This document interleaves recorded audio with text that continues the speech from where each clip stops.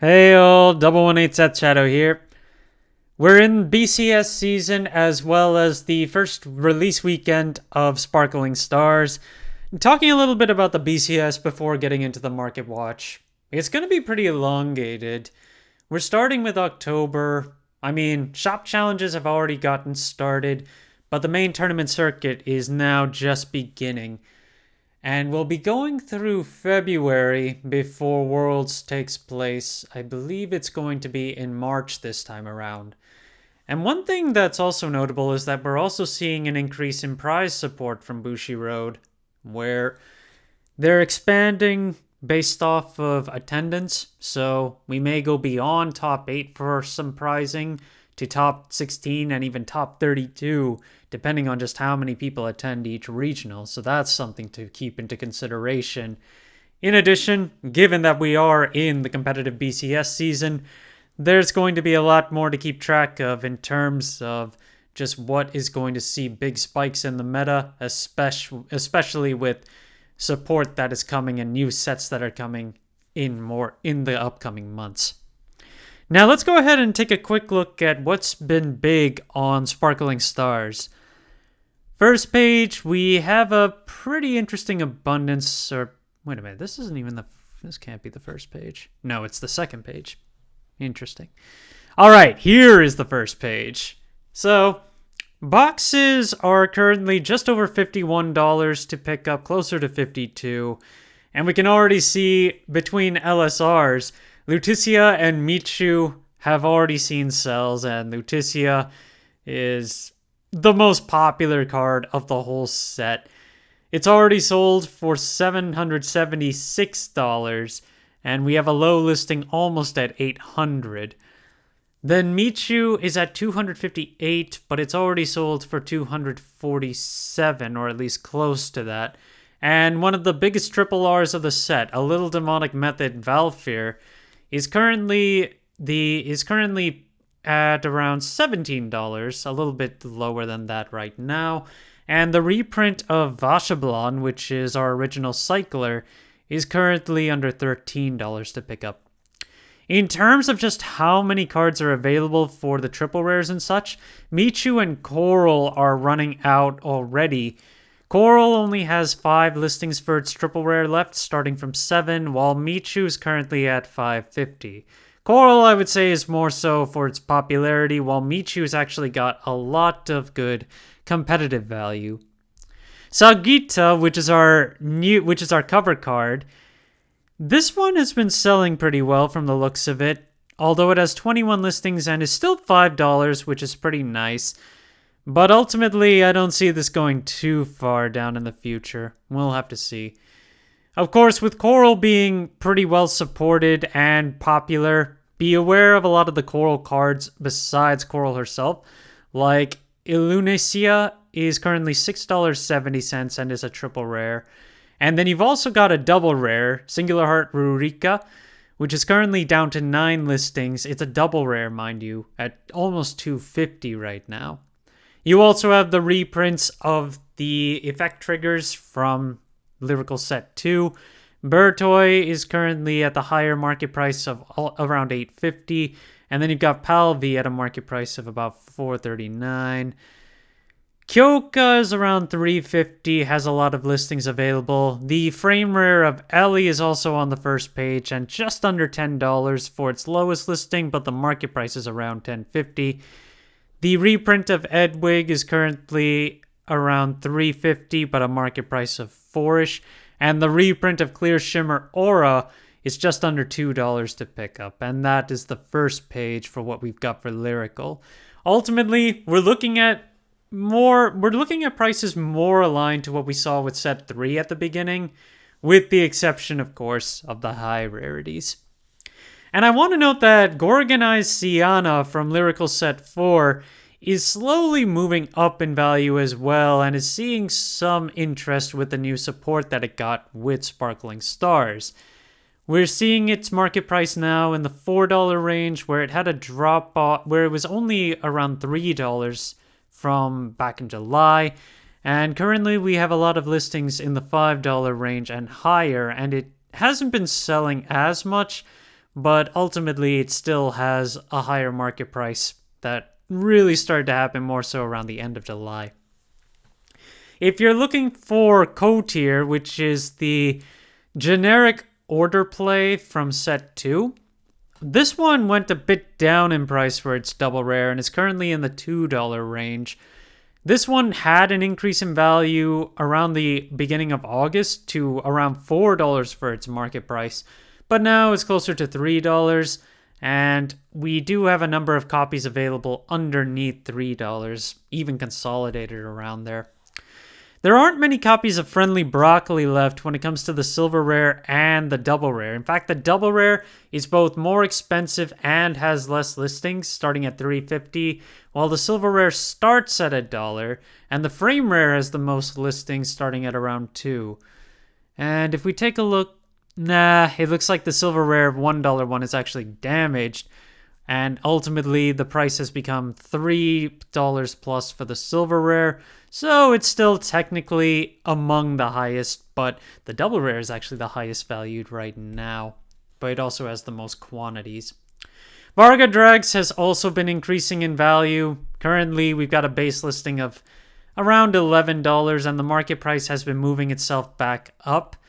It was almost $4 from around the end of August, but for it to have increased this much since then, yeah, there's a lot of anticipation when it comes to the new Varga that's coming out in set 5, which is definitely adding to that hype.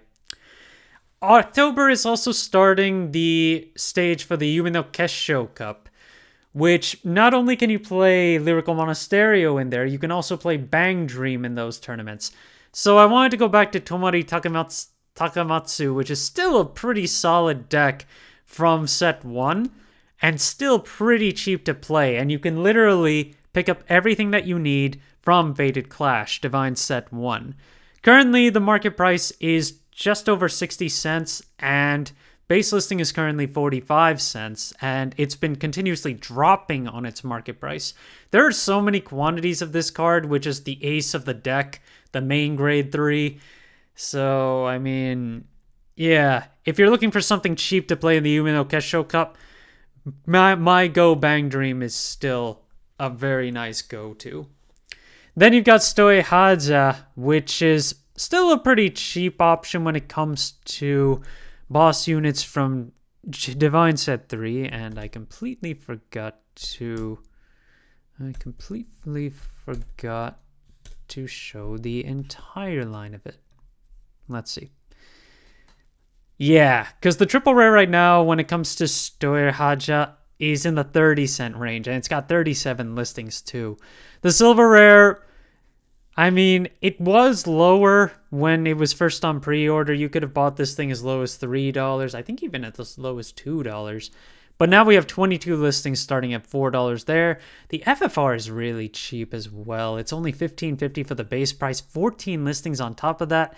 And if you want the manga version secret rare, I mean, it's more like the manga is the background, $115 for listings on that one. But this deck is not that difficult to build until you get to the most expensive card in set 3 right now, which is Amicable Maiden Alvina. Currently, we've got 19 listings available on the triple rare for this one at $19. And the FFR is next in line at $61 with 8 listings. And the Ha Funny Silver Rare, which currently only has a single listing for $1,000. No. Okay, moving on to the next one. Knight of Inheritance Emlyn. Currently, we still don't have any announcement for Blaster Blade the Vanguard, but I do want to point out that when it comes to the Dripple Drive reprint and the original promo, we're low on listings on both of them right now. So the original promo currently has a base listing of around $14.50, while the Triple Drive booster has $11 with only 2 listings. The Festival reprint from 2023 is currently at $11.50, just around there, but the market price is actually closer to $15 on that one.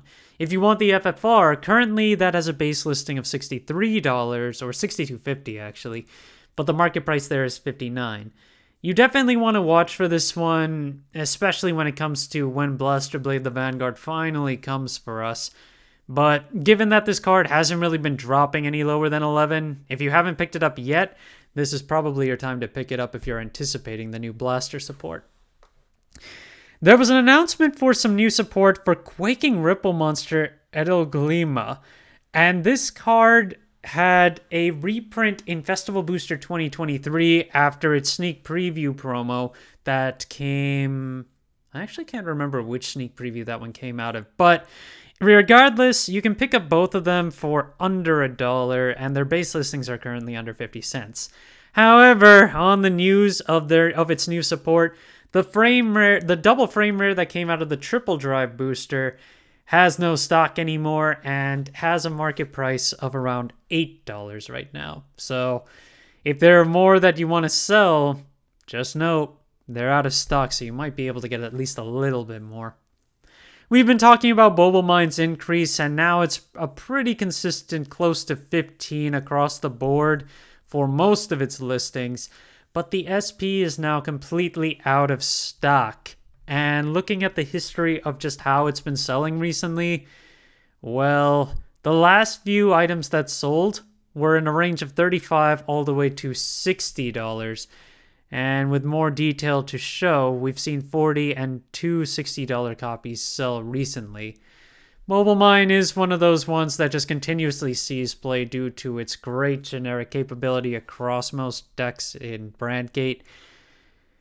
And even with all the reprints that it's got, you still tend to play it as a 4 of in almost any deck that you play it. You've also got Moonlit Ainsel, which is the high rarity of Mobile Mine that you can pick up from set 12. There's only one $220 listing available, and it hasn't sold for quite a while. So I would imagine it's still got to come down at least a bit, otherwise it probably won't sell very much. Although we could use some more copies on the market too. Red Jewel Beast Gallnet has been seeing a rebound on its market price, and it's been selling pretty well overall for the last several months. 7 listings left on it, with the base listing being at $650. The market price is currently $531, which is about in line with where the market price was at the beginning of July. Most of the listings that are currently available are $8 plus, and they go all the way up to $15. Watch the cats. They just keep on shifting, especially given just how much they'll get played in the meta. Bastion Prime has been on the decline, given that we haven't been seeing Bastion get played very often, so it's still a fair deck to give a try, but without as much shield value as a lot of other decks these days and the bigger increase in power, it's hard to play this deck in this format and probably going on. In any case, the card is down on market price to $3, and you can pick up the card for around $3 at this point. Burning Horn Dragon, even though we haven't seen Dragonic Overlord make a lot of strides recently, Burning Horn Dragon is still very short on listings and is still up there in value. $14.35 is the current low listing, only 3 listings left, and the market price has still been on the rise, and it's currently at about $11. In terms of where we've got the quantity consolidated, though, it's actually consolidated at $24, and there are only 2 copies of the card underneath 20 when it comes to its triple rare. We have been seeing less sales and drop-offs in prices on some of the SP triggers from Festival 2022, like Cure Flare or Draco Kid has a base listing underneath $22. The market price on this one is $39, but since it just hasn't been selling, it looks like sellers are finally just trying to unload these at least a decent amount. And we've got the same thing for our last card for today, or not our last card, but Obifold, which is the Brandgate Crit Heal trigger. Currently at 7 listings and a min of $40. We haven't seen as much on sales for this one. It's also at a market price of around $38. But I mean, we've seen sellers try to get rid of this for over $40. I've still got my listing at $50. I actually forgot if I still have this, so I have to double check that. But yeah, ultimately, it looks like a lot of these triggers are just falling out. And our last card for today is actually this one, Steam Battler Gunram. Mainly because with the listings that we've got and the low amount of listings that are available, this is another one to watch out for as a Dark States generic. There are 3 listings on the Festival Booster reprint and 9 listings on the original from Genesis of the Five Greats. And there are 2 copies from the Father Neil's stand-up deck set, which that's actually the most expensive, despite it not being foiled. $12 as the least price on that, and overall it's $350 to almost $450 when it comes to the other versions. And if you want the SP, currently they're available for as low as about $23.50, and the market price is under $23 as well. Thank you guys for watching. If you liked the video, please like and subscribe if you haven't already, and I will see you guys later.